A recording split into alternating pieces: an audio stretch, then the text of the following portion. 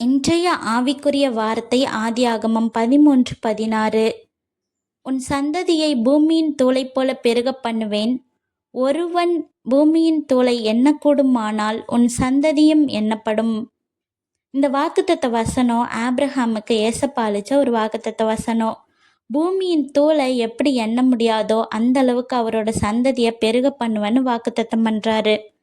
ஒரு ஊரில் இலியாவ் அப்படின்ற மனுஷன் வாழ்ந்துக்கிட்டு வராரு. அந்த மனுஷனுக்கு ரொம்ப வருஷமாக குழந்தை இல்லை.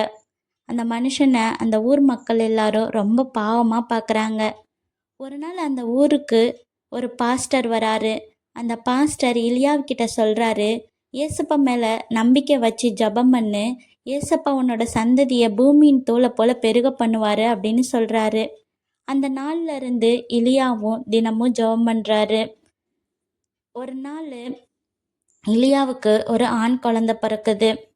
அந்த ஆண் குழந்தை நல்லா படித்து சிறந்து விளங்குறான்.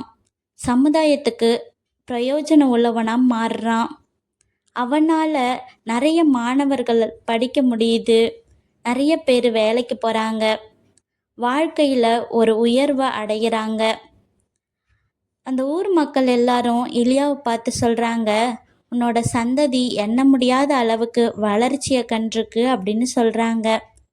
இதை கேட்டுட்ருக்க நம்மளோட வாழ்க்கையில் கூட ஏசப்பாவோட வாக்குத்தத்த வசனங்கள் தாமதம் ஆனாலும் உறுதியானது. நம்மளோட நம்பிக்கையால் சிறு ஆரம்பம் கூட ஆசீர்வாதமாக மாறும். கர்த்தர் உங்கள் ஒவ்வொருவரையும் ஆசீர்வதிப்பாராக. ஆமேன்.